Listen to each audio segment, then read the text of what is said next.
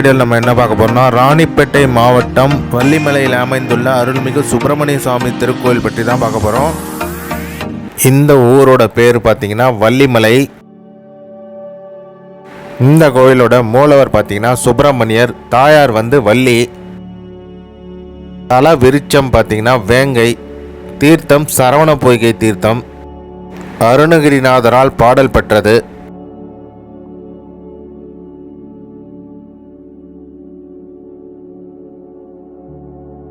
இதுதான் கோயிலோட என்ட்ரன்ஸு. இந்த கோயிலோட தல சிறப்பு என்னன்னு பார்த்தீங்கன்னா, முருகனை கணவனாக அடைய விரும்பிய வள்ளி இத்தலத்தில் திருமால் பாதத்தை வைத்து வழிபட்டாள். இதனால் இங்கு பக்தர்கள் திருமாலின் பாதம் பொறித்த ஜடாரி சேவை செய்யப்படுகிறது. கோயில் திறந்திருக்கும் நேரம் பார்த்தீங்கன்னா காலை 7:30 மணி முதல் மதியம் 12:30 மணி வரை, மதியம் 2 மணி முதல் மாலை 6:30 மணி வரை திறந்திருக்கும். வேலூர் போனீங்கன்னா கண்டிப்பாக இதை விசிட் பண்ணி பாருங்கள். இதனுடைய தல வரலாறு அங்கே இருக்க குருக்கள் கிட்ட கேட்டோம். அவர் சிம்பிளாக ஷார்ட்டாக சொல்லியிருக்காரு. வீடியோ ஸ்கிப் பண்ணாமல் பாருங்கள், இன்ட்ரெஸ்டிங்காக இருக்கும். அதே போல் முருக பக்தர் யாருன்னா இருந்தீங்கன்னா கமெண்டில் முருகனுக்கு அரோகரான்னு டைப் பண்ணுங்கள். இந்த கோயிலை வழிபட்டால் திருமணம் பாக்கியம் உண்டாகும்னு சொல்கிறாங்க. திருமணம் பாக்கியம் இல்லாதவங்க திருமணம் பாக்கியம் உண்டாகும். வேண்டிய பிரார்த்தனை நிறைவேறியதும் சாமிக்கு தேன் தினை மாவு படைத்து வஸ்திரம் அணிவித்து அபிஷேகம் செய்து நேர்த்திக்கடனை செலுத்துகின்றனர். கோயிலோட அடிவாரத்திலே பார்த்தீங்கன்னா உங்களுக்கு இந்த மாதிரி வரலாறு அழகாக படத்தில் கொடுத்துருக்காங்க.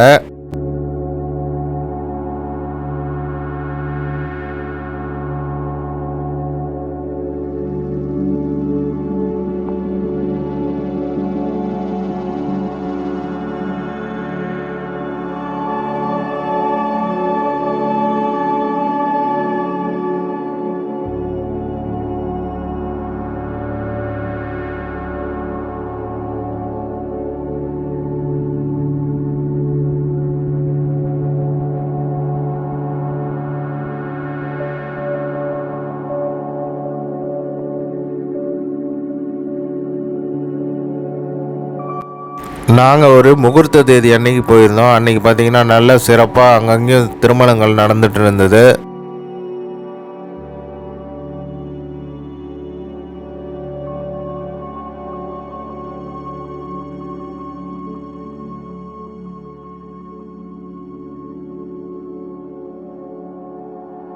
பாருங்கள் திருமணங்கள்லாம் எவ்வளோ கூட்டம்னு.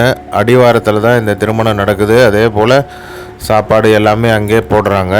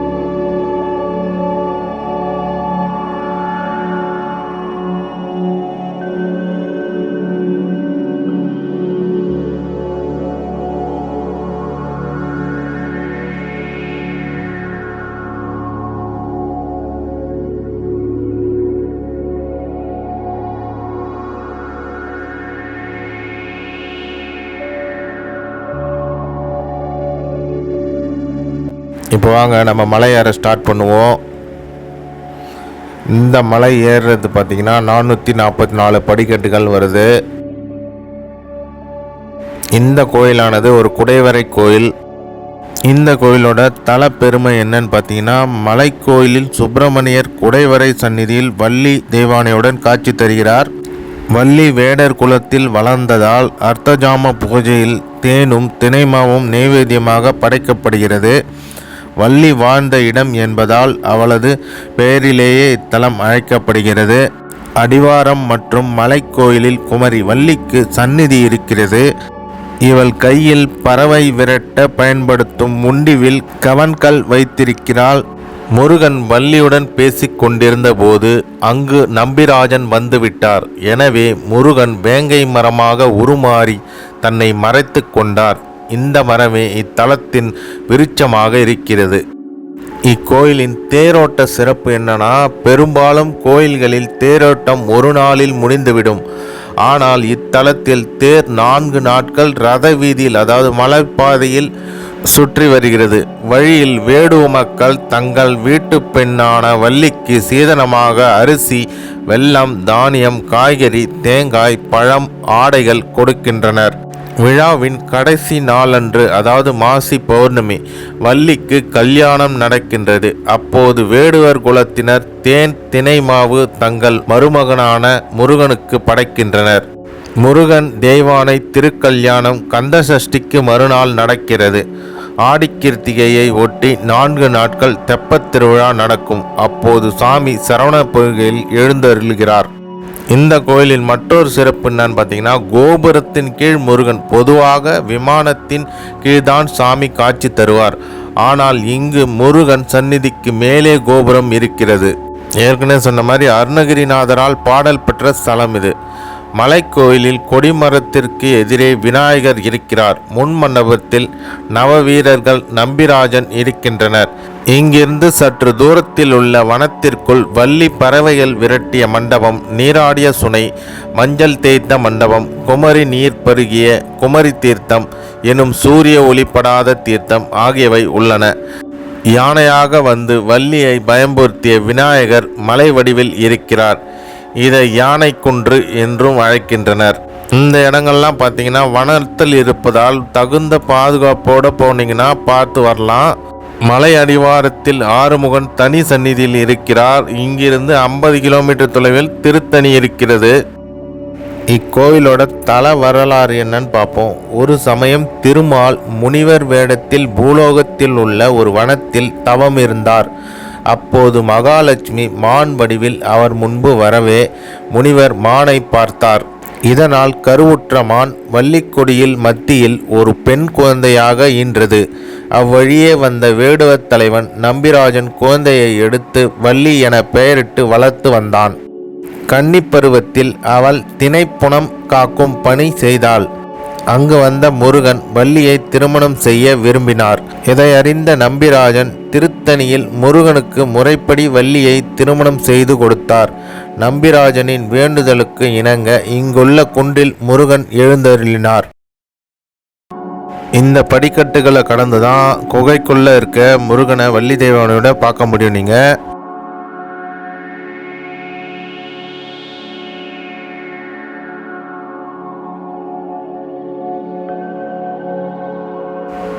நாங்கள் போயிருந்தப்ப இந்த மாதிரி ஒரு ஃபாரினர் வந்திருந்தார். அவங்களுக்கு விஐடி ஸ்டாஃப் ஒருத்தவங்க எக்ஸ்பிளைன் பண்ணிட்டு இருந்தாங்க இந்த ஹிஸ்ட்ரியெல்லாம் பற்றி.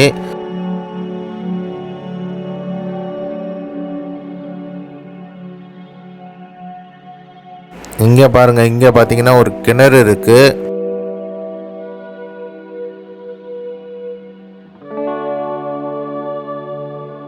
கோயில் கிட்ட ஒரு 100 மீட்டருக்கு முன்னாடி ரீச் ஆகிறதுக்கு முன்னாடி பார்த்தீங்கன்னா ரைட் சைடில் இந்த மாதிரி ஒரு குகை சித்தர் இருப்பார். வாங்க உள்ளே இருக்காரான்னு பார்ப்போம்.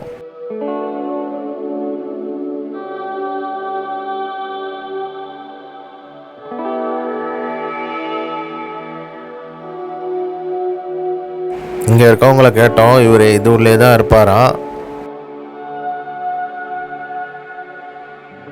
இந்த மாதிரி மூலிகை தைலங்கள் அதெல்லாம் விற்கிறார் போல இருக்கு. பாருங்க வச்சிருக்காரு பாருங்க, வேணும்னா வந்து யூஸ் பண்ணிக்கோங்க.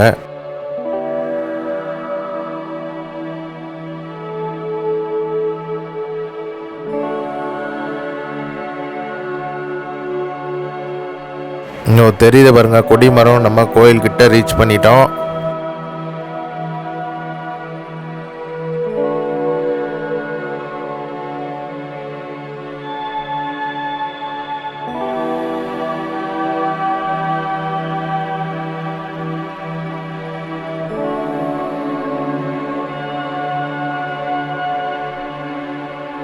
இந்த கோயிலானது தொல்லியல் துறை கட்டுப்பாட்டு கீழே இருக்கு.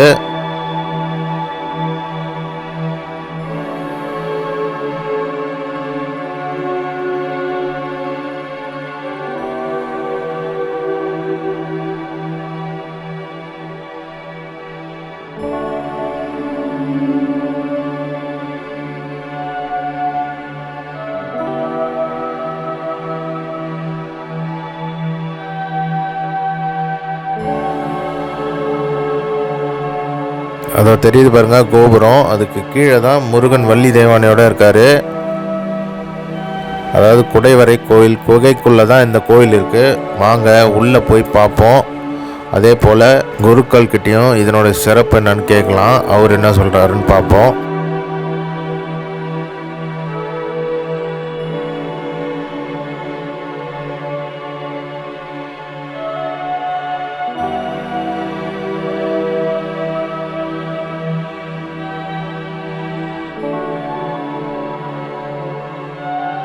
குடைவரை கோயில்ன்றதுனால உள்ளே குனிஞ்சி போகிற மாதிரி தான் இருக்குது.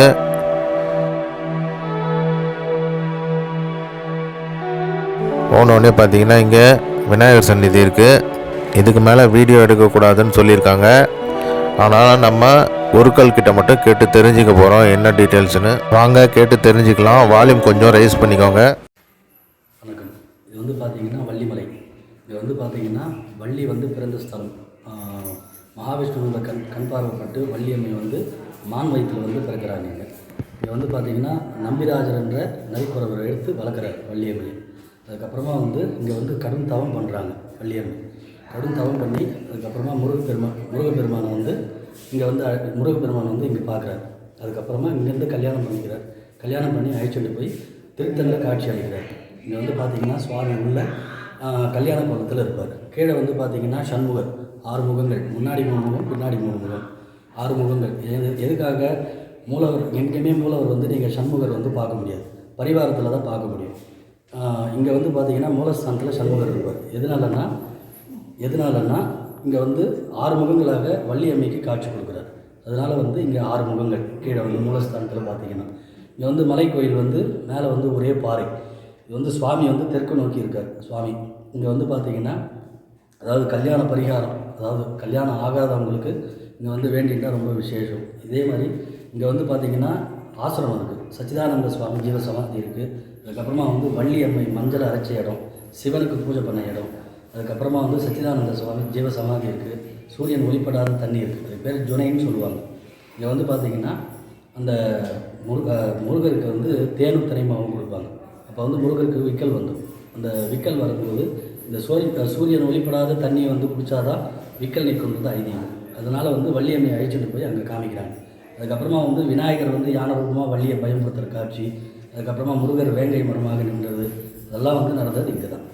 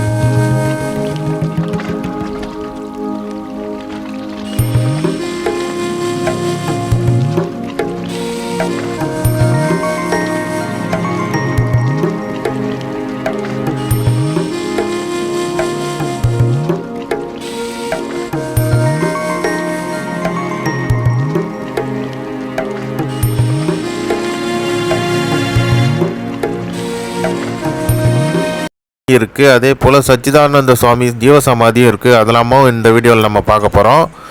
நம்ம ஏற்கனவே வள்ளிமலை வீடியோ போட்டிருப்போம். அந்த வீடியோவில் பார்த்தீங்கன்னா அந்த கோயிலேருந்து நீங்கள் பின்புறத்தில் நடக்க ஆரம்பிக்கணும். ஒரு 1.5 கிலோமீட்டர் ட்ரெக் பண்ணுற மாதிரி இருக்கும். நடந்து போனீங்கன்னா தான் இந்த ஆசிரமத்தை நீங்கள் ரீச் பண்ண முடியும். ஃபுல்லாக காட்டுக்கு நடுவில் தான் நடக்கிற மாதிரி இருக்கும். இந்த 1.5 கிலோமீட்டர் போகிற வழியில் பார்த்தீங்கன்னா உங்களுக்கு தண்ணிலாம் குடிக்கிறதுக்கு கிடைக்காது. அதனால் போகிறப்ப தண்ணி பாட்டிலாம் எடுத்துகிட்டு போயிடுங்க.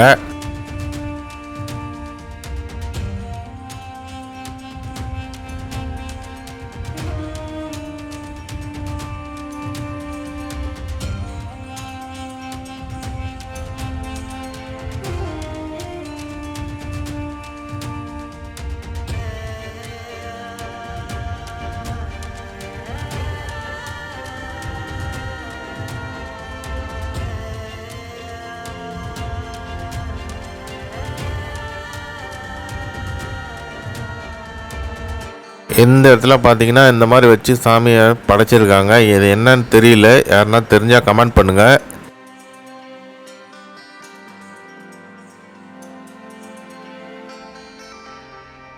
நெக்ஸ்ட்டு இங்கே பார்த்தீங்கன்னா இங்கே ஒரு சுனை இருக்குது.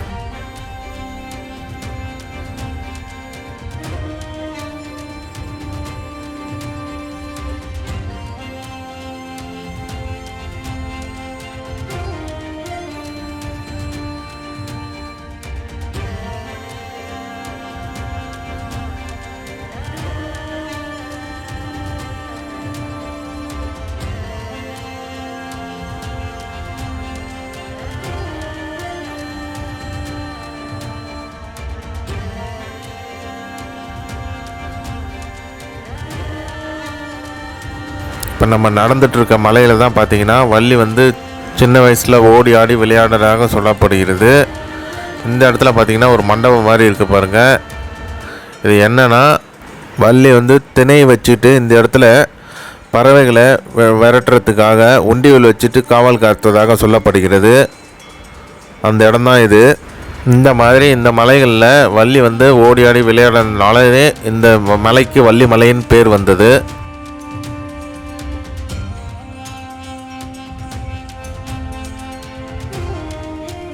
இங்கேருந்து பார்த்தீங்கன்னா இந்த வியூவே சூப்பராக இருக்குது பாருங்கள். அதே போல் கீழே பார்த்தீங்கன்னா இங்கேருந்து பார்த்தீங்கன்னா உங்களுக்கு தெரியுது பாருங்கள்.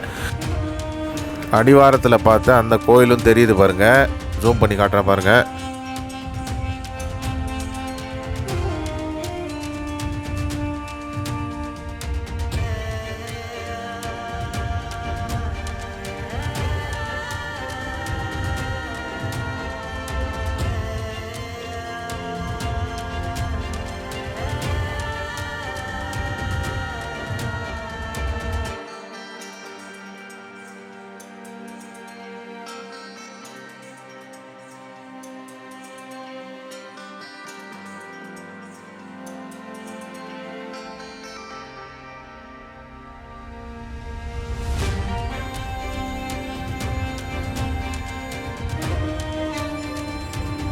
இந்த இடத்துல பார்த்தீங்கன்னா உங்களுக்கு தாமரை குளம் மாதிரி இருக்குது பாருங்கள்.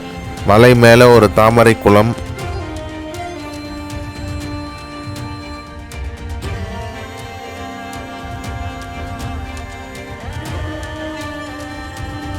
அப்படியே அந்த மலையிலேருந்து கொஞ்சம் லைட்டாக பின்னாடி வந்தீங்கன்னா இந்த ஆசிரமத்துக்கு செல்லும் வழின்னு போட்டிருக்கோம். இந்த வழியில் தான் நீங்கள் போகிற மாதிரி இருக்கும். இங்கேருந்து ஒரு 1.5 கிலோமீட்டர் ட்ரெக் பண்ணுற மாதிரி இருக்கும்.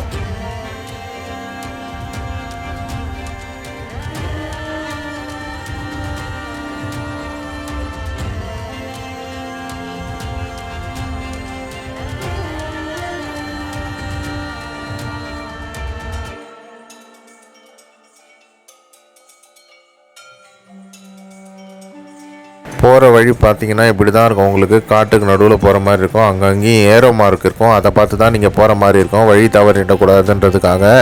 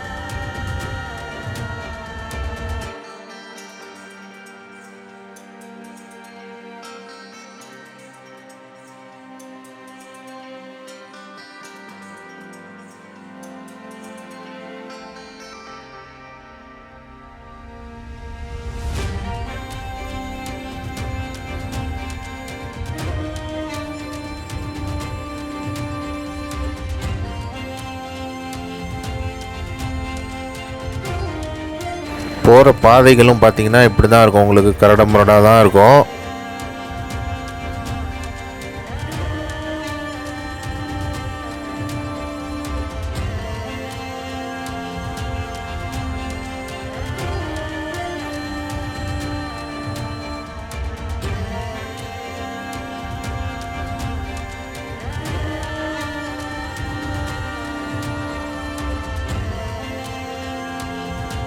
காலை டைம்லேயே மலை ஏறிட்டிங்கன்னா உங்களுக்கு ஈஸியாக இருக்கும் நடக்கிறதுக்கும். மதியம் 12 மணிக்கு மேலே ஏறினீங்கன்னா வெயில் டைம்ன்றதுனால கொஞ்சம் சிரமமாக இருக்கும்.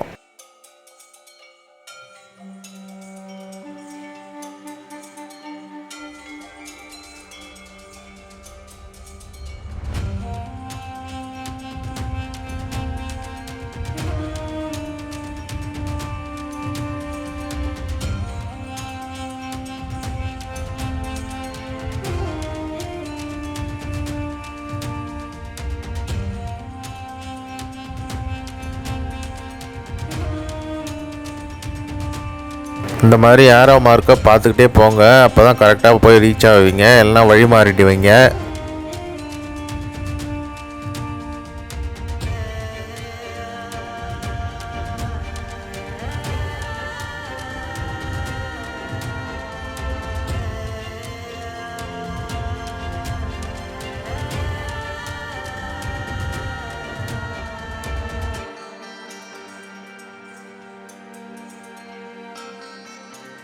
ஒரு வழியாக நம்ம ஆசிரமம் என்ட்ரன்ஸ் வந்தாச்சு.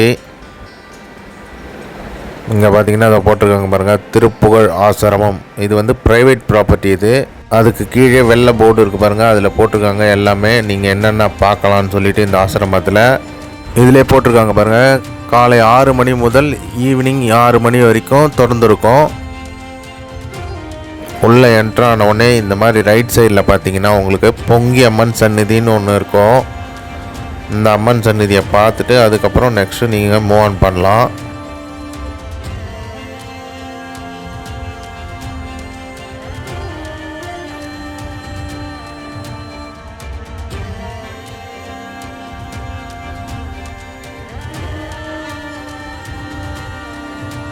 இந்த இடம் பார்த்தீங்கன்னா உங்களுக்கு குகையாக இருந்த இடம், அதை வந்து மூடியிருக்காங்க பாருங்கள் சிமெண்ட்டை போட்டு.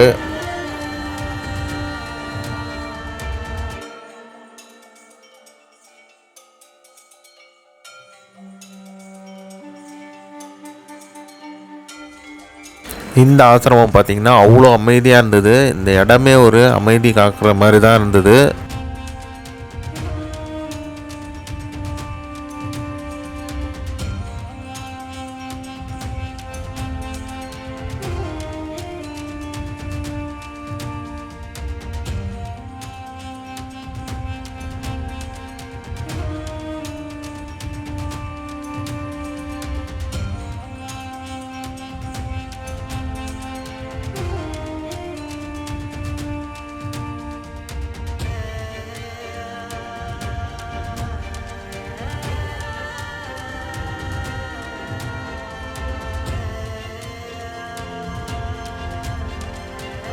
இது பார்த்தீங்கன்னா உங்களுக்கு இந்த இடம் தான் சரவண பொய்கைன்னு சொல்கிறாங்க, சரவண பொய்கை தீர்த்தம்.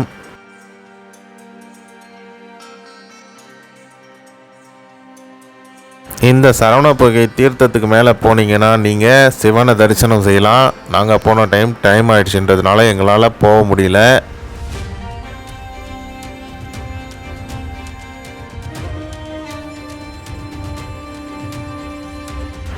இந்த இடத்துல இருந்து பார்த்தீங்கன்னா உங்களுக்கு இந்த காட்சியை பார்த்தீங்கன்னா அவ்வளோ ரம்மியமாக இருக்கிறது.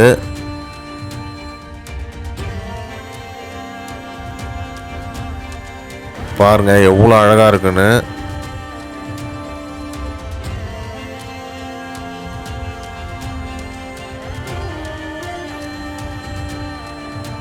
இதுதான் நம்ம ஏறி வந்த சரவண பொய்கை தீர்த்தத்துலேருந்து மேலே ஏறி வந்த இடம்.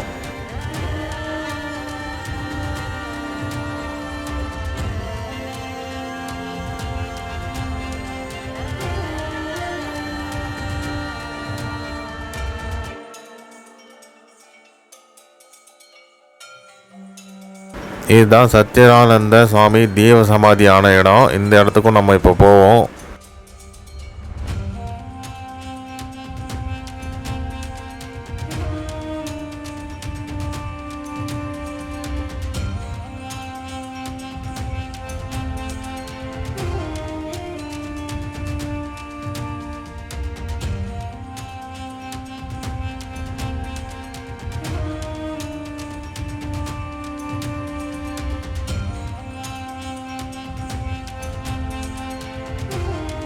இந்த சச்சிதானந்த ஜீவசமாதி பார்த்திங்கன்னா ஒரு குகைக்குள்ளே தான் இருக்குது. இந்த குகைக்குள்ளே இது குனிஞ்சு போகிற மாதிரி தான் இருக்கும் உங்களுக்கு ஃபுல்லாகவே. போனீங்கன்னா கண்டிப்பாக மெடிடேஷன் பண்ணுங்கள். அந்தளவுக்கு அமைதியாக இருக்கும் இந்த இடம், மனசும் அமைதியாகும். நாங்களும் கொஞ்சம் நேரம் உட்காந்து மெடிடேஷன் பண்ணிட்டு வந்தோம். சூப்பராக வச்சுருந்தாங்க இந்த இடத்த. இதுதான் அந்த ஜீவசமாதி.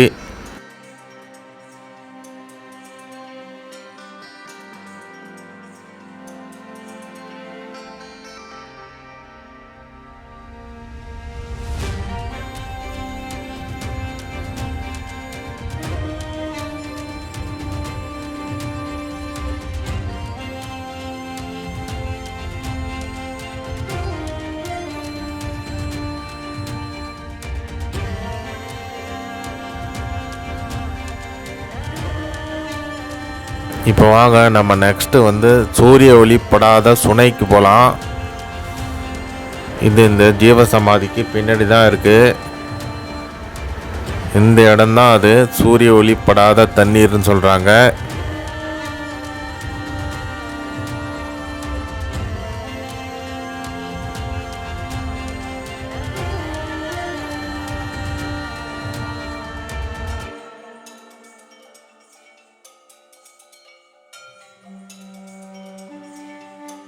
பாருங்கள் எப்படி இருக்குன்னு. சூரிய ஒளி படாமல் பாறைகளால் மூடப்பட்டு தான் இருக்குது. அதனால தான் இது சூரிய ஒளி படாத சுனைன்னு சொல்கிறாங்க. வள்ளிமலை போனீங்கன்னா கண்டிப்பாக விசிட் பண்ணி பாருங்கள். வள்ளிமலையில் இந்த குகை எங்கே இருக்குதுன்னு பார்த்தீங்கன்னா, வள்ளிமலையில் நீங்கள் ஆசிரமெல்லாம் பார்த்துட்டு ரிட்டனில் இறங்கும்போது பார்த்தீங்கன்னா லெஃப்ட் ஹேண்ட் சைடில் இருக்கும். இந்த போர்டை பார்த்த உடனே நீங்கள் வரலாம்.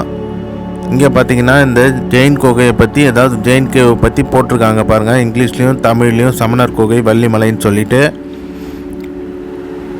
போனீங்கன்னா இந்த இடத்த மிஸ் பண்ணாமல் விசிட் பண்ணி பாருங்கள்.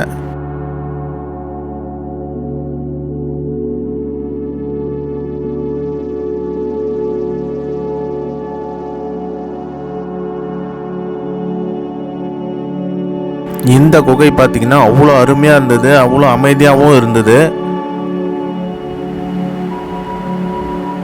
பாருங்கள், இந்த சிற்பங்கள்லாம் வச்சுருக்காங்க, சமணரோட சிற்பங்கள்லாம் வச்சுருக்காங்க. இந்த குகையில் உட்காந்து சில பேர் மெடிடேஷன்லாம் பண்ணிட்டு போனாங்க நாங்கள் போயிருந்தபோது. நீங்கள் போனீங்கனாலும் கண்டிப்பாக விசிட் பண்ணி பாருங்கள், மிஸ் பண்ணிடாதீங்க.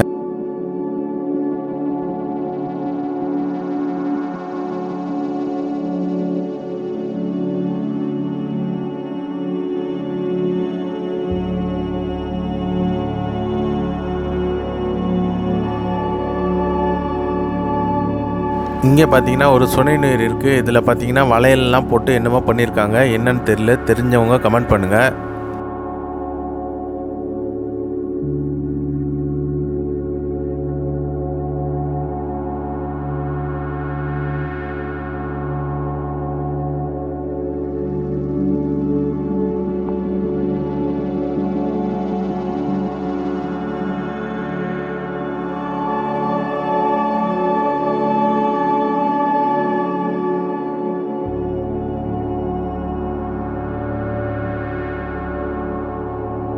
நம்ம சேனலை லைக் பண்ணுங்கள், கமெண்ட் பண்ணுங்கள், ஷேர் பண்ணுங்கள். மறக்காமல் சப்ஸ்கிரைப் பண்ணி பெல் ஐக்கானை டேப் பண்ணி ஆலில் போடுங்க. அப்போ தான் அடுத்தடுத்த வீடியோஸ் நோட்டிஃபிகேஷனில் வரும்.